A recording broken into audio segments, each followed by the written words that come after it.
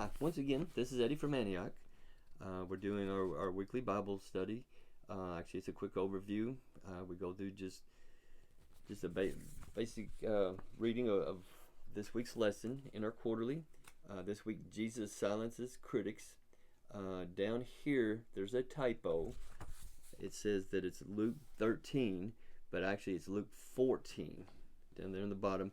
Up here, it tells you the correct passage and reference, Luke 14, not Luke 13 down here.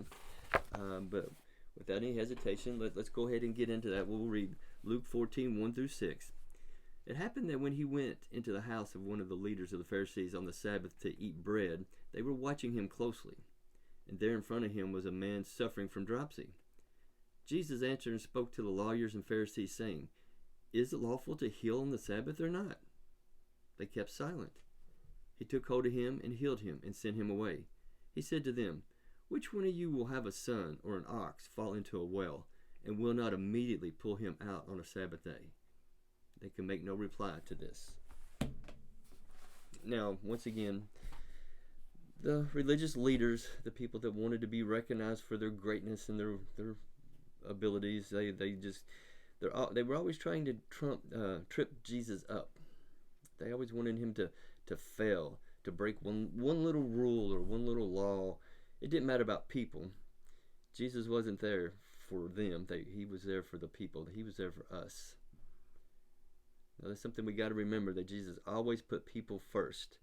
Even if it was going to get him in trouble, all the way to the cross, he put people first. And we got to remember, it's important. He said, "Is it lawful to heal on the Sabbath?" No, it wasn't. You're not supposed to do anything.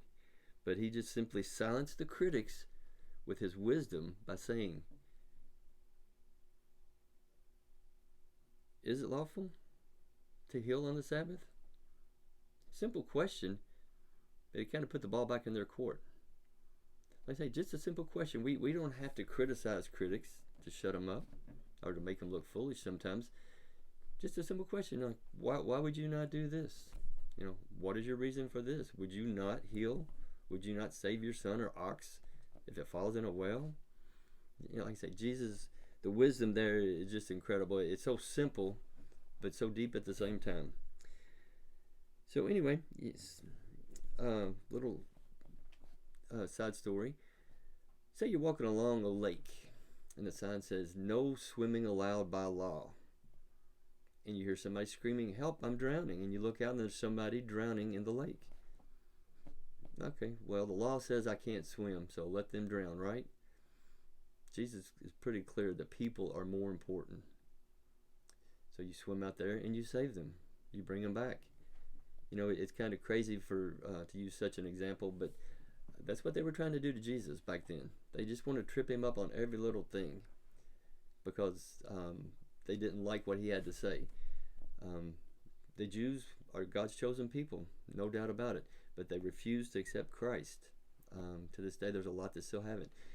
And we got to just keep praying. It's going to happen, whether they like it or not, that he's going to come and they're going to realize he was the Christ, the Son of a living God. So, anyway, Jesus once again showed them that people are more important.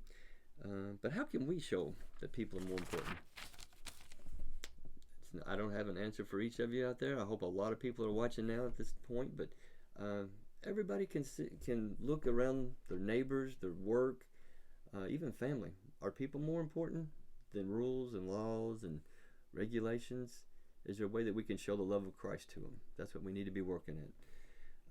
Even George Washington, very first president, said it's impossible to rightly govern the world without God and the Bible. Think about that for a minute. Okay, you govern the world, you got to consider people.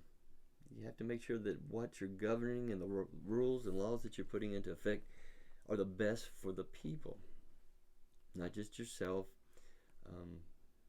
not the rulers of the day or the rich or even the evil. We got to make sure that what we're doing is what's best for the people, for the kingdom of God. That's what Jesus wanted. Again, our founding fathers had the same principle in mind. The Bible has always been right, and each week we try to throw in a little nugget that maybe a conversation starter. This week, Isaiah 40:22 says that the earth is a sphere, and the Bible has always said that the earth is round, not flat. A lot of experts used to say the world is flat. A lot of them said the world rode on the back of a dinosaur. Well, I'm pretty sure that's not true these days. We've been around. We've had pictures from space. We know what it is, even though some people still believe it's flat. Hard to say that, ain't it? Even though Jesus has given us the Bible and His Word, some people still don't believe that. We just got to keep trying. We got to keep loving people the best we can in the way that we can individually. So, the next we talk about eschatology. Like I say, a little nugget each week, little signs of the times, so to speak. The Bible talks about an increase in natural disasters. The Bible tells us destructive events will become more frequent. All we got to do is turn on the news. Destructive events have become more frequent. Looks like we're a lot closer than we were. So, if the Lord should tarry, we'll see you at church on Sunday.